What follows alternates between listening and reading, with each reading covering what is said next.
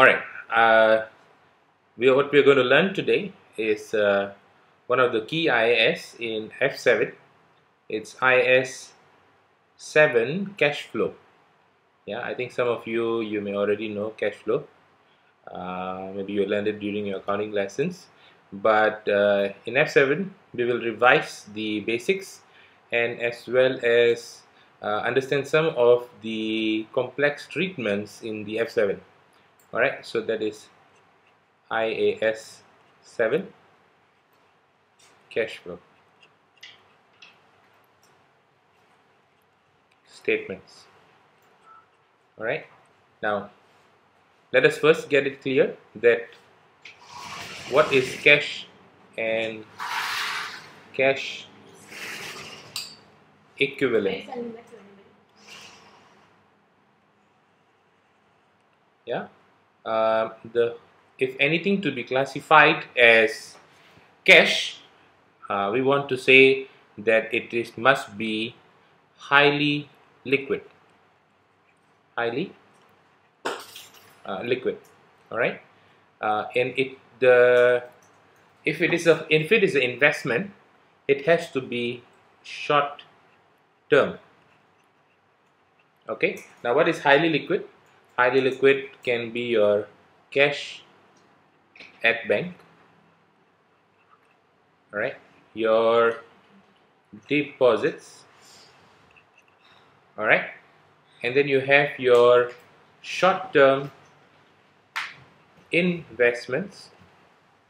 Okay, so make sure short-term investment is, because a lot of students forget this, that short-term investment is part of cash and cash equivalent. Okay, and now we also don't forget that the balance in the bank may be negative. Yeah, so which means even your bank overdraft is cash and cash equivalent. Okay, so first understand what is cash and cash equivalent. Second, we want to understand why we do cash flow, right? The key reasons for doing cash flow. Yeah, the key reason is we would like to understand that profit is not same as cash. Yeah, so what the investor would like to know is whether the profits have been converted into cash. Yeah, many people say profit is the king. Yeah, but in finance, cash is king. So investors want to know how much cash is generated. Your profit may be 100,000, but your cash generated is only 30,000. Why? Because maybe 70,000 is still with the customers, your account receivable. Yeah, so the key reason is profit is not the same as cash. So for example, in 2014 and in 2015, let's say 2014 your cash was 100 million, and in 2015 it is 150 million. Now your cash movement from 100 to 150 could be due to, right, it looks good, the cash is growing, it looks good, but is it always due to good reasons? Yeah, this looks good.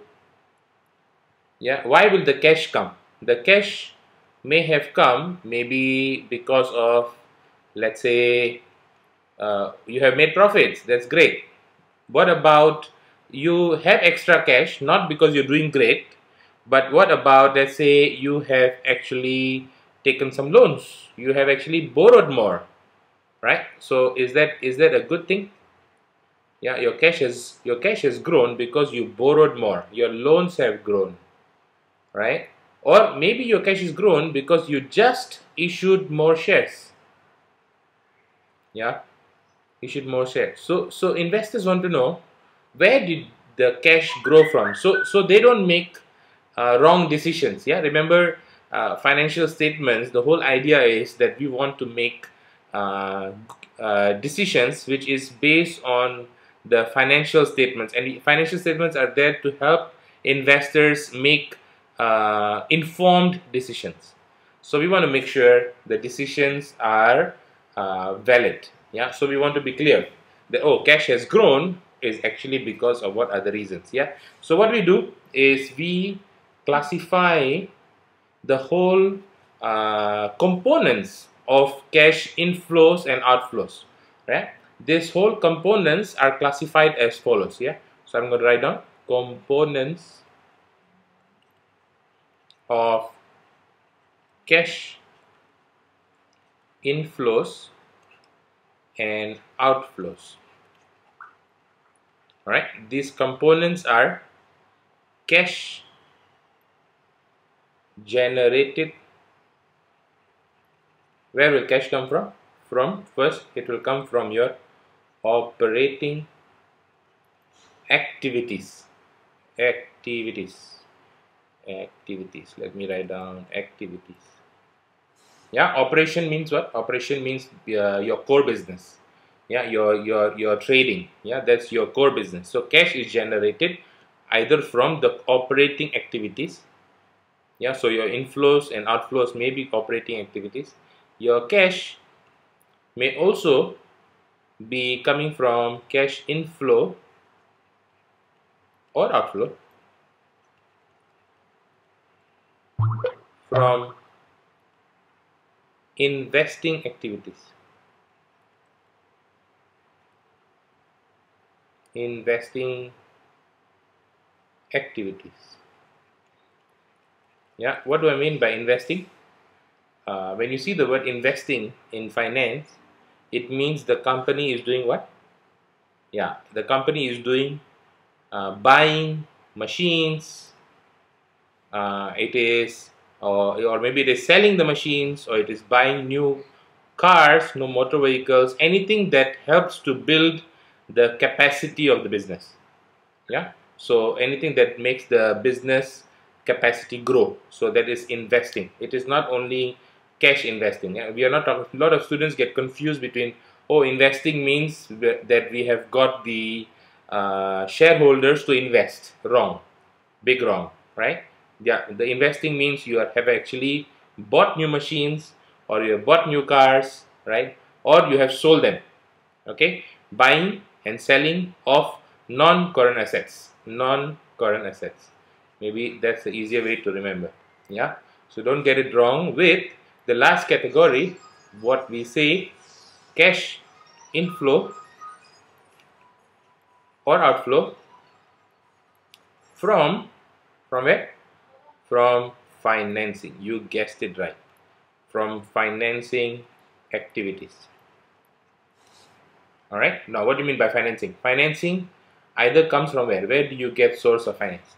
Either it has come into the company from issue of loans, yeah, loan notes or bonds, or you have actually issued new shares.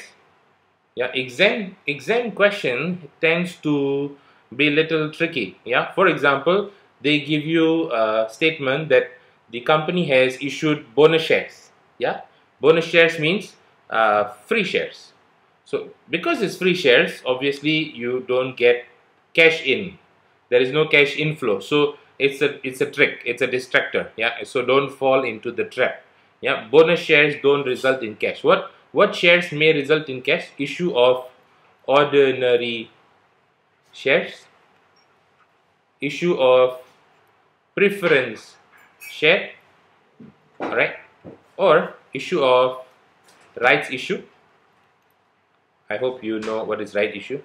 Rights issue is when you issue shares at a price below the market price. Yeah, or you actually have, yeah, so this is all inflow.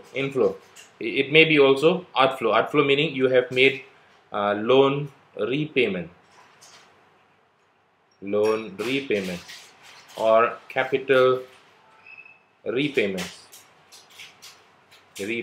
Yeah, so that is cash inflow or outflow from financing activities. Yeah, now let me bring you to what may be tested in the F7. One of the common item in F7 is finance lease. Yeah, finance lease. We learn about finance lease. It's in IAS. What? Which IAS? IAS 17. Yeah. So finance lease.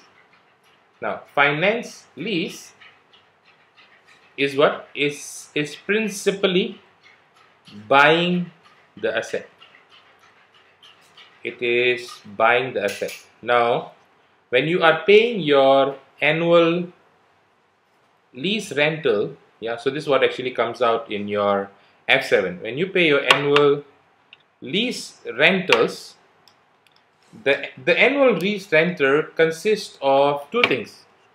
Yeah, it consists of the interest component, and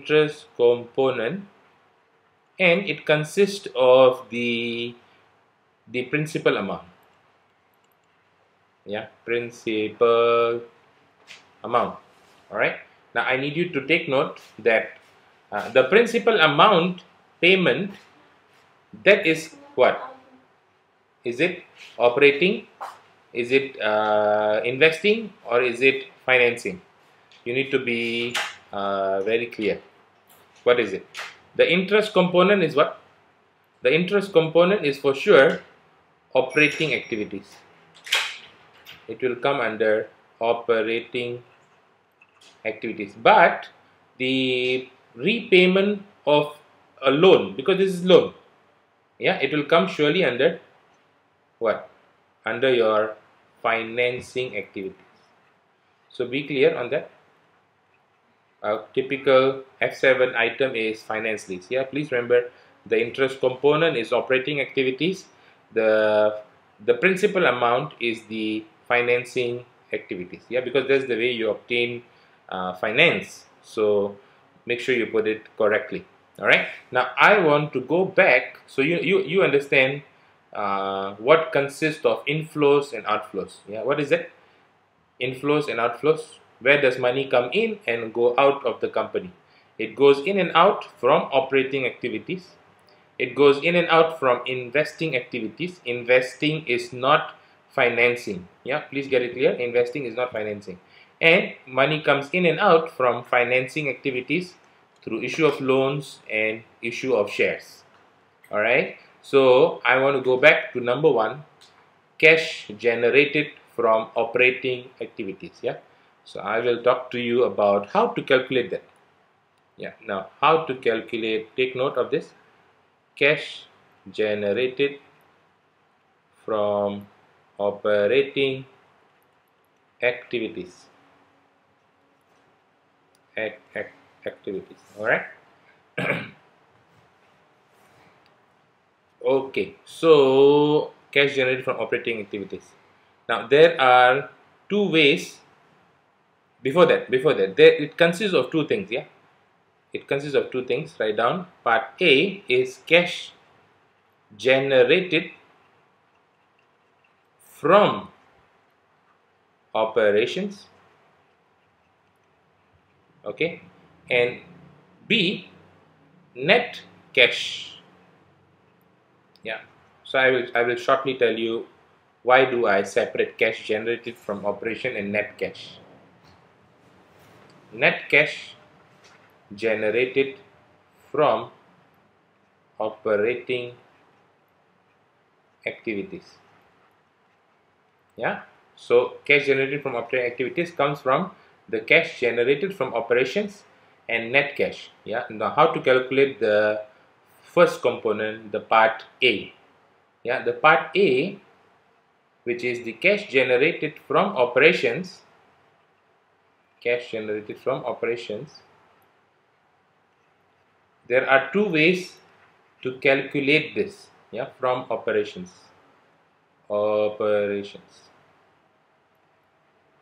What we call as the direct method and obviously if you have the direct method, you have the indirect method. Yeah, the direct method is relatively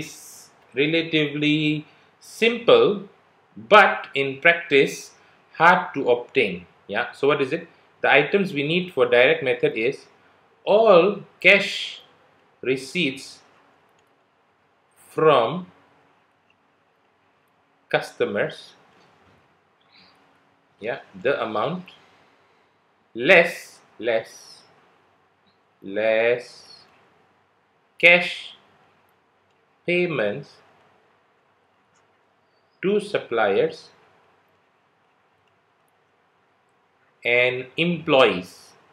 Okay, cash payments to suppliers and employees. This is direct method. Yeah, the item looks simple, but in reality, to get because there are so many huge volume of customers, to get cash receipts from each customer and totaling it up, in practice it's hard to obtain. Yeah, but this direct method is allowed under IAS 7. Okay, now I will focus on indirect method, because for exam purposes, mostly uh, indirect method is tested. Not to say that direct method is not tested, but I'm just talking about generally. Yeah, generally you will see indirect method. So let's get this mastered. Yeah, so let's talk about indirect method. How do we get cash generated from operation using indirect method? Indirect method means what we want to do is take the profit of the company and find out that from this profit how much was converted to cash. Okay, so what should we start with? We start with profit before tax. Yeah, start with PBT. Okay, then after you have PBT, you just take from the SOPL, the statement of profit and loss. You take the PBT item. Then what you do? What you do is you make adjustments. Yeah, adjustments meaning you may do less or add. First item. The first item is all non-cash items. Non-cash items. Non-cash items meaning because in your profit and loss there are many, because we follow accrual concept. Yeah, when we make profit and loss, accrual concept means that you record all your revenue and your expenses as and when they are incurred. Meaning, for example, you have already you have, let's say you have sold goods of $10,000, but you didn't receive the $10,000. But in your SOPL we still record 10,000. That's what we call accrual concept. Okay, and we also have the matching concept. So in due to matching concept, we have some items. Example is depreciation. Yeah, depreciation, it is non-cash item. Why? Because depreciation is an estimate of the allocation of the cost of non-current asset to that particular year. Yeah, so you bought a machine of $100,000 and you cannot, because it's a capital expenditure, you do not write off the whole amount in this year. So you allocate. So that allocation is depreciation, but that allocation is non-cash item. Yeah, so what I'm going to do is to remove all non-cash item. Example is, I'm going to give you examples. Depreciation. Depreciation is an expense. That means in order to arrive at the profit, I have minus the depreciation and then got the profit. So if I want to remove depreciation, what do you think I should do to depreciation? Because it was minus before, yeah, that means my profit was reduced because of depreciation. Now I want to remove the impact of depreciation. So what do I do? Yeah, you add it back. So I will put the item plus.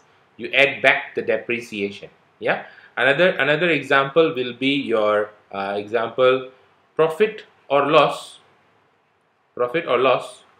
on disposal of non-current assets. Yeah, If it is a loss, that means it was minus before, so now you add it back. If it was a profit, profit means what? It was added before, but you want to remove it because it's non-cash item. Yeah, it is a paper profit or a paper loss. Yeah, but we want to calculate what? The king, cash. So because we want to calculate cash, we want to remove the effect of all non-cash item. All right, are we good? Okay, let's talk about the second item, the second adjustment. Write down less or add all non-operational items. What is non-operational item? You will have two items which are non-operational and those items are there before the profit, before tax. Yeah, it's before PBT. So which are those non-operational items? Two items. Your investment income. Remember, investment is not the core activity of the business unless the company is an investment company. But if it is not, yeah, investment is just an additional activity, so it's non-core, so it's non-operational item. So any income you get, investment income meaning let's say you put your cash and you got interest income or you got dividend income, all your investment income, you need to remove it. Yeah, so what you do, because investment income came before the profit, right? Yeah, so it was added to the profit. What you want to do is to remove it. So you minus investment income. Then you also have under the finance cost, you have the interest expense. Yeah, so the expense, interest expense is the finance cost. Yeah, is your profits are reduced because you have to pay interest, but the fact that you borrowed money to do the business, it is not relevant to the operation of the business. Yeah, so it was your choice to take the loan, so that's why we say the interest itself is non-operational item. So the what we do, interest expense was deducted before the PBT, so now we are going to add it back. So that will be non-operational items. Item number three,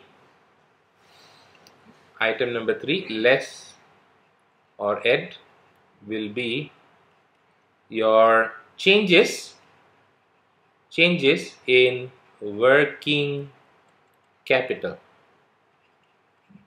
Changes in working capital. Yeah, so now I'm going to tell you which are the items. Yeah, working capital means your capital for day to day, and changes on these items result in changes in your cash movement. For example, your inventory levels have increased. Inventory level has increased. If your inventory is increasing, what is happening to your cash?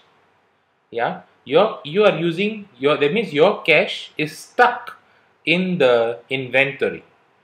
Yeah, your cash, that means you have more stock, or in other words we can say the inventory is not selling fast enough to become cash. Yeah, so if inventory levels are increasing, can I say that cash is decreasing?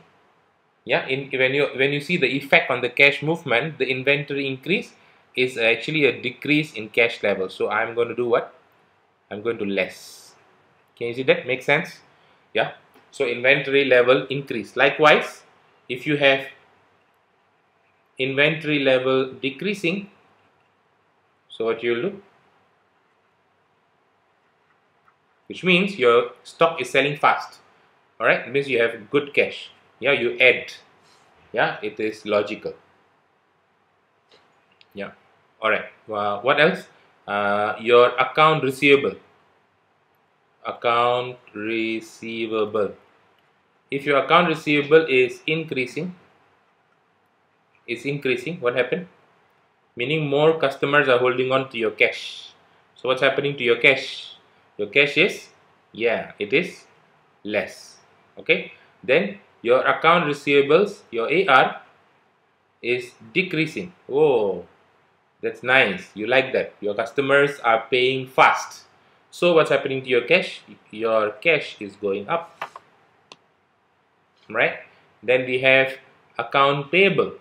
Account payable. Payable. Your account payables are, let's say, increasing. Yeah, increasing.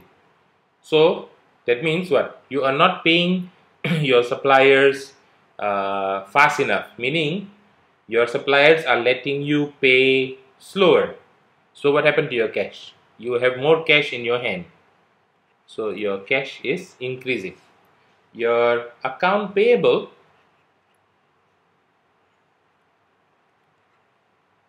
is decreasing. Okay, which means what?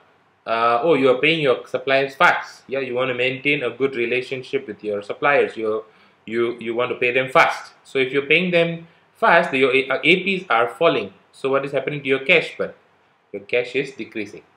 Yeah. So this is the three adjustments to get cash generated from operations.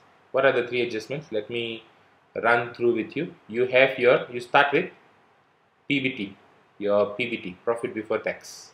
Then what do? You make adjustments for non-cash item, depreciation, disposal, amortization, all anything which is non-cash in nature, you make adjustments to that. Yeah. The simple rule is if it was added before the PBT, when you do cash flow, you minus. If it was decreased, that means if it's an expense, right, before, and you want to remove the effect, then you add back. All right, so depreciation is the add back. Okay.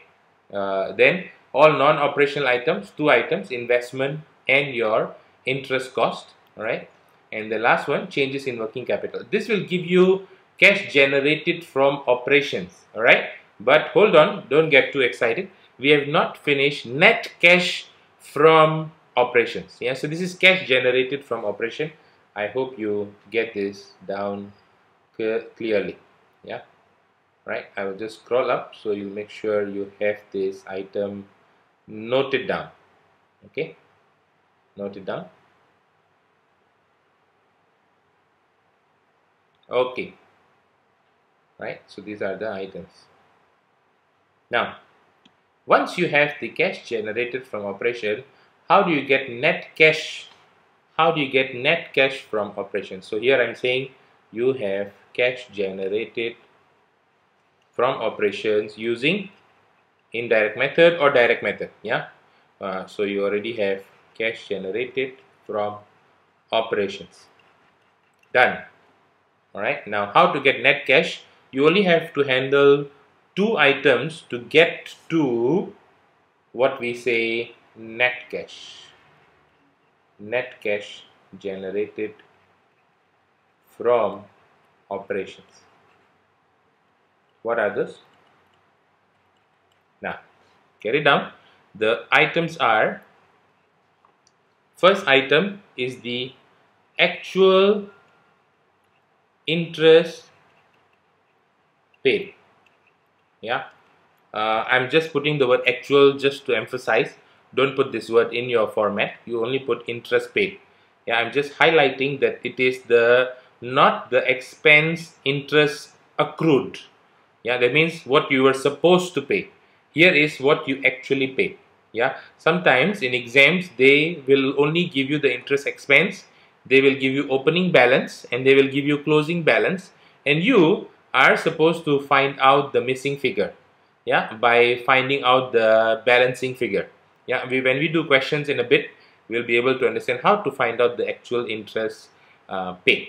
Okay, the second one is your actual, again just for highlighting purpose, actual tax paid.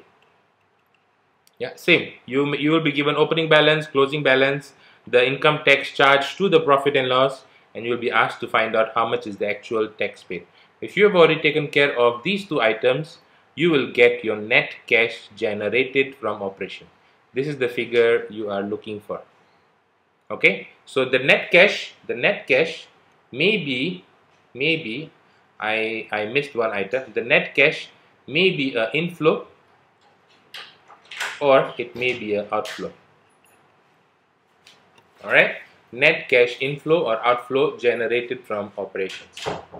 That is your net cash. Once you already get your net cash from operations, a lot of the work is done. Here you'll move down to the second item and the third item of the cash inflow. What is that? Your second item is, you remember that?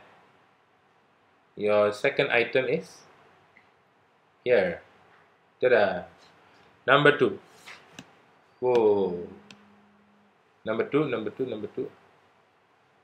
Number 2. Yeah. Here, cash inflow from investing activities, inflow or outflow. Then you have cash inflow or outflow from financing activities. Okay. Once you look at all these three items, please remember the first item, the cash generated from operating activities, it is actually the net cash.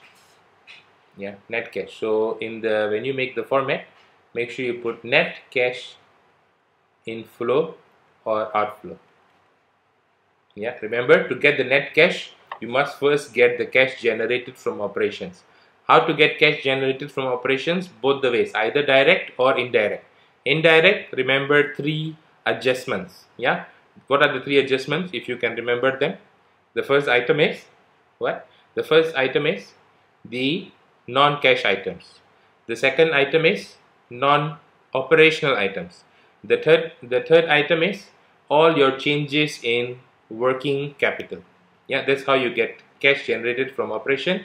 And once you get cash generated from operation, how to get into net cash? Only 2 items, the interest paid and the tax paid. Okay, so then once you have these three items, item number 1, number 2, number 3, what your cash flow will look like is this. Yeah, so you will have let's say a cash flow statement. Okay, and then you have item number 1. All the components of it will be there in your workings here. So you will have your cash inflow, yeah, outflow from operating activities. Then once you have that, yeah, please know you how to get this. Then you will have your cash inflow or outflow from investing activities. Yeah, you will have it here. The breakdown of this will typically look like your cash paid to, for example, I'm just giving you an example, cash paid to acquire new assets, or you will have like proceeds from actual proceeds. Yeah, I'm talking about the actual cash proceeds from disposal of assets. Okay, and anything relating to investing. Please do not include any profit or loss due to disposal. Remember that that's a non-cash item. Yeah, record the actual proceeds from disposal. Once you have that, the breakdown, then you will see the cash inflow or outflow from what? From financing activities. Yeah, I've given you all the breakdowns. You have that. Then you will have the item net cash inflow or outflow during the year. Yeah. So you are telling the investor, you have three reasons why there was inflow and outflow: operating, investing, financing, and this is the net cash inflow, right? So let's say this is the amount. Yeah. Now, this amount, the inflow, this amount can be actually tested from the SOFP, from your balance sheet, yeah, statement of financial position. Let's say I said to you earlier, 2014 is 100 million, 2015 is 150. So the movement is 50 million. So that 50 million movement will be the same figure here. What you have just done is just given the breakdown. Oh, the breakdown is from operating how much, investing how much, financing how much. All right. So this figure can be tested and proven. Yeah. So cash flow is nice. You are able to check your answer actually. Yeah. That's cool, right? So we have the opening figure. We put the opening figure, cash and cash equivalent. What we do? Cash and cash equivalent at the beginning of the year, and we have this the movement and the opening balance. If you add it up, what will you get? You will obviously have cash and cash equivalent at the end, at the year end, sorry, at the year end, at the year end. All right, looks good. Okay, for F7, what are some of the adjustments and complications? First adjustment is about the finance lease, which I mentioned to you earlier. Make sure you separate the interest as the operating activity and your capital repayment, your principal payment, under the financing activities. The second complications are the missing figures. Yeah, you have to be very good in opening T account, or if you're not familiar with T, if you're not you're not familiar with T account, you can open the opening balances, closing balances, and find out the missing figures. Yeah, we will do that shortly in the question. And then thirdly, for example, if you are paying dividends, yeah, dividend paid. A lot of students have confusion. Where should we put dividends paid? Is it under operating? Is it under investing? Or is it under financing? Okay, IAS 7 allows us the option to put in either the operating or under financing. Yeah, it is an option that you can decide. Yes, it's a company's policy where should they want to put it under. Yeah, but both the options are allowed. Okay, so do not get confused. Cash flow questions could be easily 11 marks or 15 marks in the F7. Yeah, so in the next video, we will practice question. Okay, so that's all for the cash flow.